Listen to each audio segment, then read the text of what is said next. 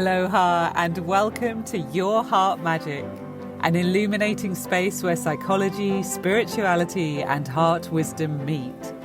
Here's your host, Dr. BethAnne Kapansky-Wright, the clinical psychologist with a mystic mind. Aloha, everybody. This is Dr. BethAnne Kapansky-Wright, and welcome to Your Heart Magic. We are celebrating Your Heart Magic's 1-year birthday today. I released this podcast on January 29th, I think was the official publication date. And that was just about a year ago. So I am making this episode with a smile on my face because it is beautiful to see something grow and to start from the beginning and have the opportunity to organically grow something from like a tiny little seed that I had in me for a long time to being able to look back and see what's been accomplished in a year's time. And I wanted to take a moment and start with a little request that if you have been enjoying Your Heart Magic, I would absolutely appreciate it if you feel at all moved to leave a positive review. And if you would like to celebrate our birthday with us, that would be magic to my soul. I always forget to ask listeners to leave a review, but that would be an amazing thing to do to help us celebrate so others can discover this podcast. And I love to hear from listeners and read what has felt meaningful to you or how you're connecting with these words. So thank you, thank you, thank you if you so feel moved. All right, getting on with today's episode, we are working our way through our archetypes of the tarot series, and we are talking about card Justice today. And we are looking at the archetype of justice. And I have to admit that when I sat down to bring together the information for this one, it had me a little bit stumped. Usually, when I'm working with any of the tarot cards so far, I feel I kind of see the pathway of not only what does this card represent, but what's the direction I want to take it in to encourage listeners to connect with this archetype for themselves. And I think part of what stumped me about justice is it is such a big concept, isn't it? Like when we think about the word justice and think about the idea that justice is an accounting for actions, it's meant to be impartial, it's meant to be fair, it is meant to be about the law of cause and effect and karma, and what goes around comes around. There is a lot that we could unpack with that word. And I think if you are walking around in this world paying attention, it is really easy to look at how things are set up and say, there's a lot in our world that is not fair and is not just. And I think many of us relate to that time as a child, one of the first times maybe that we didn't get what we thought we wanted, or maybe we were actually cheated out of something. We thought we should have gotten this and we didn't. And we say something like, but that's not fair. And a parent or a teacher or somebody in authority says to us, well, life isn't fair. And it's this really hard lesson that we have to begin to learn to accept from this early age, that circumstances in life and some of the things that might happen on a day-to-day basis might not necessarily seem fair in the moment. And so it's interesting to work with a card when we have been asked to throw out this concept of fairness and the expectation that everything needs to be fair. Part of our personal development and I think psychological development is learning that there's many things that might not feel fair. They might not feel just. It might not feel like some impartial decision was made where all factors were weighed and the best, most equitable way forward was forged. And we work with that and we learn a lot from those lessons. We learn how to forgive. We learn how to accept challenge, accept failure, accept defeat. We learn how to work with things in our life that might feel dark or unjust or personally become these obstacles or stumbling blocks that maybe make us want to close our heart to life or to the world. And I think ultimately part of our spiritual growth is being able to grapple with those challenges. And as we grapple, hopefully what we eventually get to is some space of resolution for ourselves where we are able to find some sort of acceptance or forgiveness or compassionate detachment, something that allows us to let go enough to keep staying on our journey and opening our heart to life, opening our heart to spirit, and opening our heart to the concept that no, there's many things in this world that might not seem fair and many things that might feel challenging, and we might not always feel rewarded for the good efforts that we're putting in. And that's the tough stuff in life that we learn to work with. At the same time, the world is still so beautiful and there are so many gifts of abundance and prosperity, and we could look at that and say, I've done nothing to merit this. I've done nothing to necessarily deserve this grace or to be surrounded by this. And here it is, anyways. So these are some of the interesting tensions that we work with on our journey. And in comes the archetype card of justice, which is reflective of, on a very surface level, this idea of fairness and equity and being impartial. Justice is really the sword that cuts through all factors and says the fairest decision will be made. And on a very superficial level, if somebody were to pull this card in a tarot reading, let's say they're asking about a conflict at work or something like that, and they get the card justice in the spread, particularly if justice is facing upright, that could very well indicate that whatever happens with that conflict, a resolution will be reached, and it will be one that is, if it's not necessarily in favor of the individual having the reading, it will be in favor of fairness and in favor of equity. I think of a time that I pulled the justice card. It was after a breakup, and this is years ago.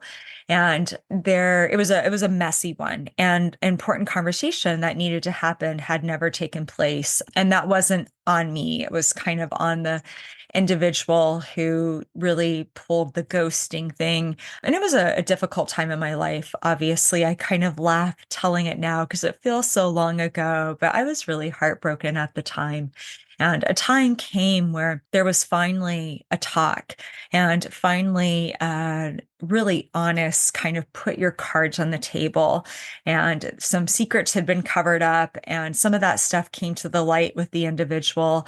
And I really left that conversation feeling like I really saw things clearly, and that person had finally truly come clean with me and kind of taken an accounting of their actions, and that we had been able to have a truthful conversation. And I remember very clearly that right before we were going to sit down and have this talk, I'd done a tarot reading and I pulled the card Justice. And it was from one of my favorite decks, the Shadowscapes Tarot. And I really went into that reading thinking, like, whatever's going to happen here, it felt positive to me. This didn't feel like, it felt like I might finally get some of the closure and some of the answers that I'd been seeking. And that card's always stayed with me. This happened like well over a decade ago. And I still remember how true that card felt that day. It was like something that had been kind of covered up and hidden was brought to the light. A wrong was righted. And while it didn't necessarily like fix some of the pain that I felt and the feelings I had, it did allow a sense of having a reckoning and an evaluation of what happened and having truth be a healing balm. And I think that is really representative of justice at its best when we are applying it to our individual journey, which is what this series is about. It's really looking at the archetypes and how do they apply to us? Like, how do we take these archetypal concepts and work with them in our lives and feel inspired by them? And I think justice at its best with us is when we are able to see things move towards wellness or balance in our life. Now, we might not always have control over that. And this is where I got a little bit stumped today, with figuring out what can we talk about with how do we apply justice to our life. And I remember that, like every other archetype, just because justice is perhaps not a character, it's not the empress, it's not the emperor, it is an idea, it is an aspiration, it is a spiritual law. So it's not as personal, perhaps, but that doesn't mean we can't take it and make it personal. And if we sit around waiting for things in our life to feel just on the surface in order for us to feel free, we might be sitting around for a while. I think most of us, if we kind of looked at some of the pieces in our life and looked at different situations, some people might say, you know what, I really feel like things are going my way right now. And I feel like I did a lot of work around this and I saw these beautiful fruits and these beautiful labors. Somebody else might say, I feel like I've been doing all this good work and things are not going my way. And I'm second guessing myself and I'm wondering, did I mess something up? Am I being punished? Is something going on? Some people might have a little bit of both of those experiences.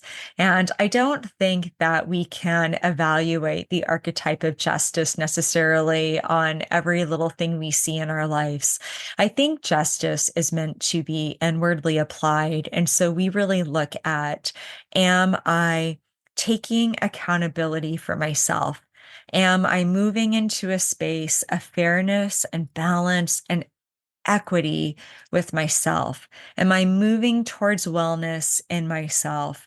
If I feel I've misstepped on my path, am I working constructively with that to bring things back into a space of balance? Am I applying the concepts of fairness to myself? And by fairness, I'm thinking about how many of us are really hard on ourselves and are maybe really punitive in the language sometimes that we use with ourselves. So working on compassionate self-talk and self-loving talk and working with kind of old stories and old thoughts of a lot of self-judgment and criticism, I would not call those kinds of thoughts justice. I think justice is really about learning to take a compassionate look at ourselves through the gaze of compassion and doing that kind of honest reflection.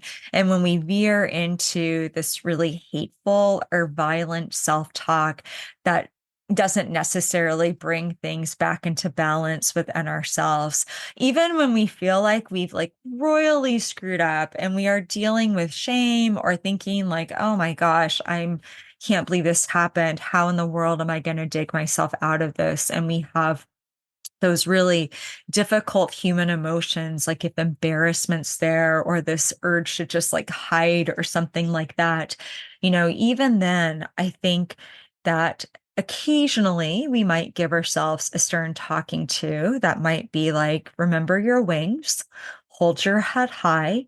You are going to make it through this. And yes, this is scary and hard, but you're going to be okay. You're stronger than this. So I need you to buck up a little bit. We might be able to give ourselves kind of a loving pep talk like that, that's got a little bit of steel in its spine. But I think that ultimately, when we are able to compassionately say, yeah, this happened, and this is not me at my best, and I am just ready to face it, that we actually move through whatever it is a lot quicker and begin to find some form of resolution or softening of the energy.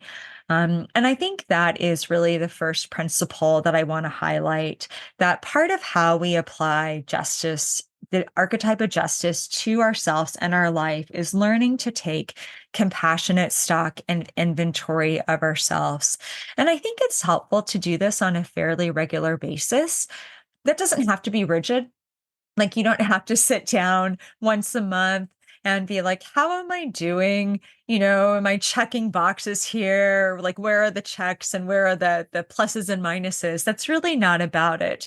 It's more about taking space at regular intervals that kind of work with our own lives and work with our schedule. And we kind of can ask ourselves questions and say, like, am I showing up the way that I want to right now? How am I doing right now? How am I behaving, acting, thinking? Is there anything that feels out of balance to me? That's a great question to ask, because when I think about inner justice, I think about moving towards inner wellness and moving towards inner wholeness and bringing things inside of us into a space of balance and more of a space of peace. So when we can ask ourselves, is anything out of balance right now? And something out of balance might be a little bit out of balance where we might realize, like, wow, like I've been, whatever it is that we think is out of balance in our life, and that doesn't feel good. So how can I work with that? Something might be really out of balance, and we might think to ourselves, yeah, I'm like really struggling with this and I'm having a hard time facing it, or I'm having a hard time knowing what to do about it. Or so and so is really mad at me and I kind of feel like I messed up and I don't know what to do. Whatever it is, if we can find compassion, we can face it. Remember that there has been many, many, many, many, many human beings who walked this earth, many who've come before us, many who will come after us. And so, as personal as our experiences feel to us, and as deeply attached as we are to our experience of self, and rightly so, it's, our most useful experience, it's the only one we have, is how we experience ourselves. Do remember that it's highly unlikely that we are feeling something that's never ever been felt before in the scope of human emotions in the collective. It's very unlikely that whatever it is that we are struggling with or that we feel is out of balance in our life is something that somebody else out there hasn't experienced before, or at least experienced the essence of. I actually find this thought quite comforting, because it helps me move to a place if I am doing some taking stock and inventory and I'm tempted to be hard on myself, to kind of do a little bit of like, hey, BethAnne, like maybe get over yourself on this. Like, you're not unique where you're the only person who's ever felt this way.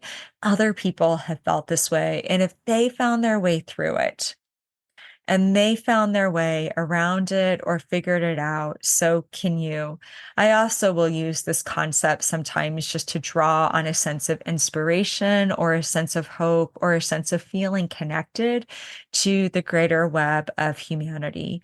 So I think that is what compassionate self-inventory looks like when we are applying this idea of justice kind of being bringing things into balance, bringing things into an accountability of actions. That is how compassionate inventory and compassionate accountability look. It is not self-punishment. It is certainly not berating ourselves.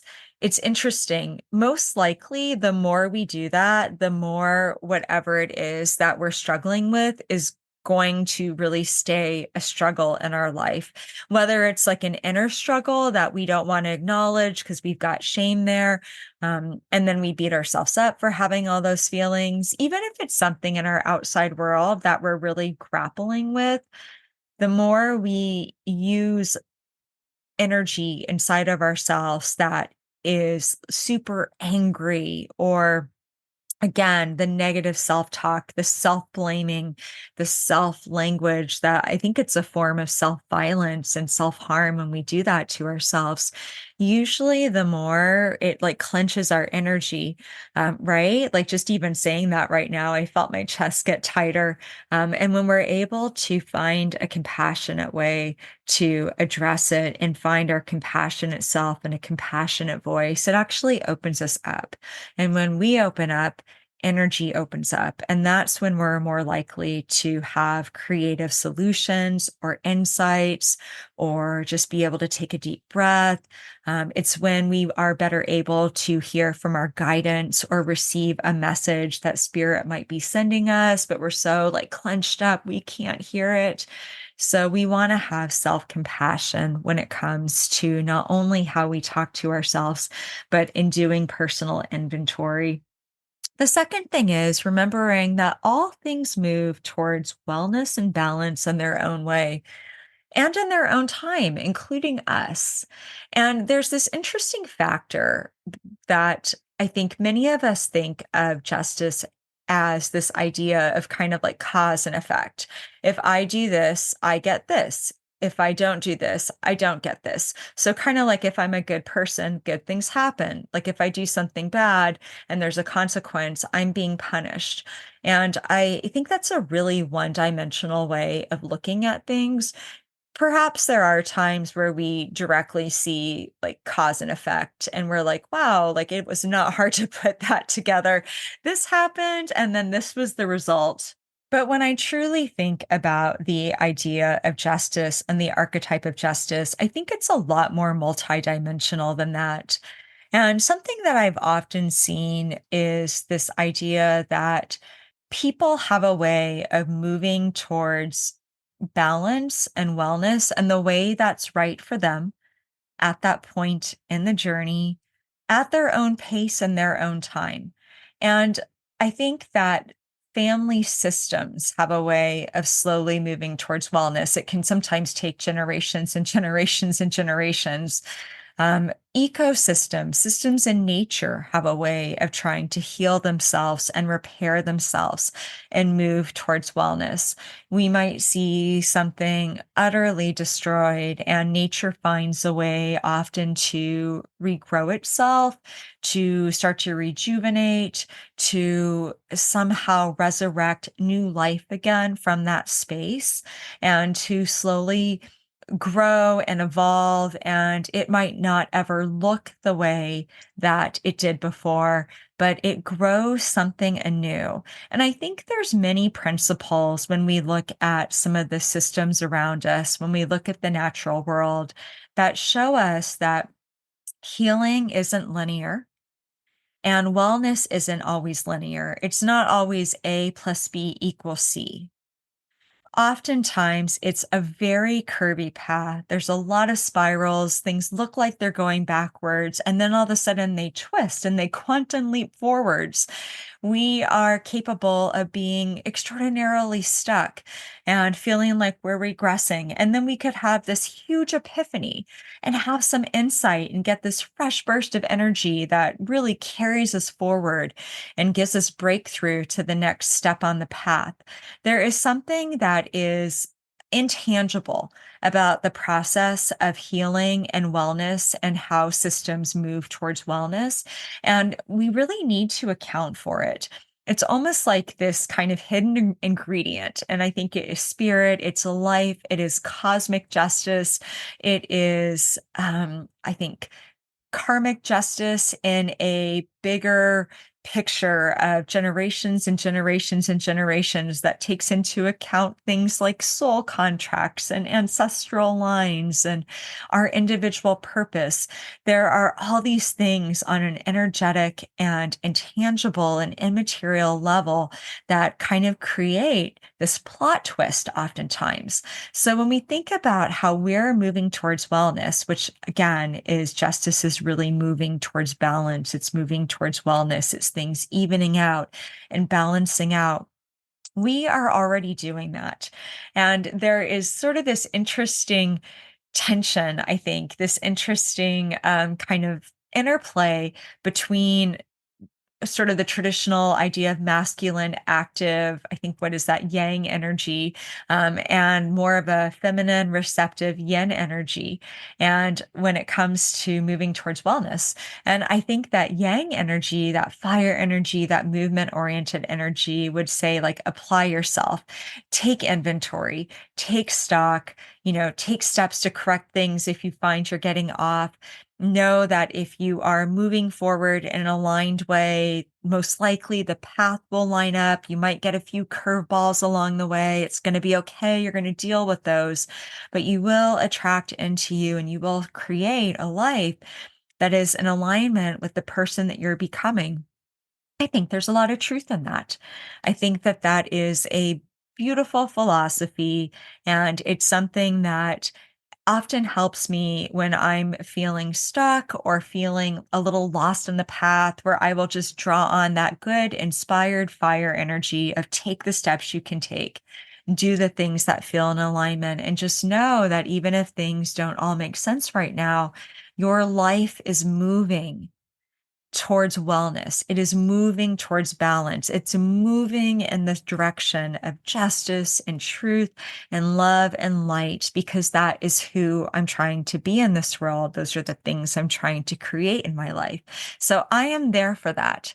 At the same time, the other side of that is yin energy that says, if I do absolutely nothing, and I'll still do my inner work, but that if I just maybe meditate on the idea of bringing wellness into me, that I am more receptive, that I say I open myself to receiving things, to receiving balance in my life. I open myself to receiving whatever I need to bring balance into my system. That if I, instead of figuring out what the next step is, just take a deep breath and say, well, I trust the path to unfold before me. And I trust that it's lining up the way that it's meant to go. And I don't have to effort all that hard to have that happen. I just have to get into my heart and line my heart up with the principles that would represent justice and wellness in my life to me. And that is living in alignment with the truth in my heart, finding creative courage to stay with my dreams, and really trying to embody what it is to live heart centric in this world and to be my most authentic self and find joy along the way. That if I'm doing those things, I don't have to worry about anything else. I can just be and create from that space and trust whatever comes to me is lining me up for that path. And so there's this fun interplay between kind of this allowing and efforting, doing and receiving. The masculine, more fire, more yang energy, and the feminine, more water, more yin energy. And I think that is part of balance too. And part of bringing the archetype of justice into us is finding out, how do we work with those balanced energies? How do we put a little bit on each side of the scale? And how do we kind of keep going back and forth and finding our own personal balance between what those energies mean to us in our life? The last thing that I wanted to say today is that we have to bring grace into this equation. Now, again, I think the collective sense of justice, grace is not necessarily a concept that you think of with that. When I think about justice on a very mundane level, I don't really think of people sitting in a courtroom. I think a judge might give leniency if they felt it was warranted, but I don't think of like lawyers and judges and courtrooms and justice and social systems, and like the word grace does not necessarily come to mind. But we are talking about bringing the archetype of justice into us today. And I think ultimately, when we think about justice, the justice that I described is a very earthly one. It's based on kind of legal systems that have been set up, on in various countries, and that is based on a whole lot of things, from values, laws, norms, institutions, traditions, many, many, many things. Ultimately, the true archetype of justice is cosmic justice. It is a greater sense that spirit, that love, that source, that the universe is moving things towards wellness. It is moving things towards balance. It is moving things to a place of fairness and truth and light, and taking all things into account. And I think that spiritual concept of justice is really what we can take and apply to ourselves. And in that spiritual concept of justice, I absolutely think grace is part of the equation. I think grace is the wild card. It is the ace up the sleeve sometimes that gets pulled out and gives second chances or gives somebody a little bit more space to kind of sit with the consequences of their own action, which, if we're not in a good place in life, usually those consequences, sometimes we might have an external manifestation, but a lot of times it's the internal manifestation, whether it's the guilt or the shame or whatever internal dissonance that we're experiencing that keeps us from feeling at peace with ourselves and that keeps us from feeling in integrity. I've often found that is likely worse than some form of an external consequence, because that is what keeps us up at night. That is what keeps us from being able to be in a space of peace. That is where we really sometimes develop all sorts of fancy defense mechanisms and inner ways to not look at ourselves and not face ourselves with the naked gaze. And that ultimately is just my what and that ultimately is what potentially really keeps us from being authentic and being vulnerable and feeling like we can be our most authentic self in the world. And I don't say any of that to say that if something's keeping you up at night or you related to something I said and thought, oh my gosh, that's me, that we should beat ourselves up for that. This is just part of the human experience. We all get out of alignment. We all make mistakes. We learn from them. We grow from them. Remember, everything moves towards balance in its own way and its own time, including us. And that is why I think when we apply justice to our lives, we have to take the wild card of grace into account, because we are given a lot of grace to work with the energy of justice in our life, to work with the energy of balance, to figure it out at our own pace and our own time. Often justice, I think spiritual justice, is less about a punitive consequence that's so fear-based. Something bad's going to happen to me if I do this. And it's really more of a love-based consequence of like, well, you did all these things and I still love you anyways. And I'm still inviting you into a deeper relationship with spirit, with love, with life, with yourself. Sometimes justice is about second chances, third chances, fourth chances. It's an invitation to continue to grapple with whatever it is that we might be struggling with. And it's an invitation to kind of like if we are a work in progress, a piece of art, we're these little sculptures and we're slowly chiseling away at ourselves and chiseling away at the hard edges and chiseling away at the walls that we've put up that perhaps keep us from experiencing love in a greater way or authenticity in a greater way, then justice says, here's some grace so that you have a little bit more time to chisel. And sometimes I'm going to step in with kind of life's chisel and help you soften some of those edges and give you some things maybe to work with so that you have some reflection points.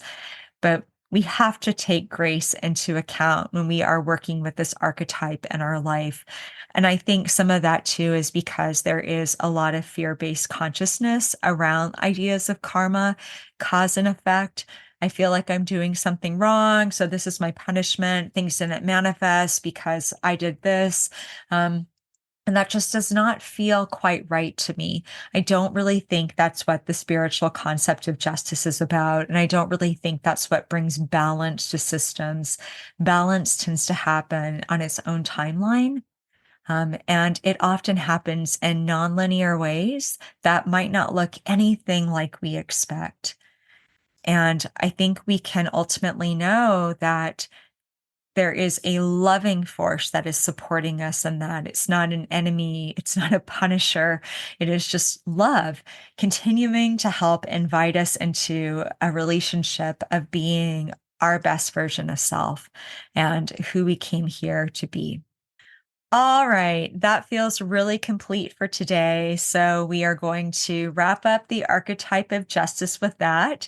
Next week, we are going to be turning our attention to the Akashic records and looking at an Akashic energy update and kind of checking in on so far we're going into the second month of 2024. What have the records said so far about this year and any insight that the Akashic records might have for us? So I'm looking forward to bringing that through. In the meantime, thank you for joining me for your Heart Magic's birthday. Thank you so much. If you feel guided or moved to leave a review, I really appreciate it. Have an amazing week. Be well, be love, be you, and be magic.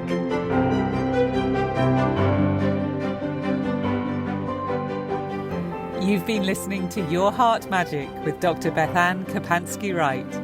Tune in next week for a new episode to support and empower your light.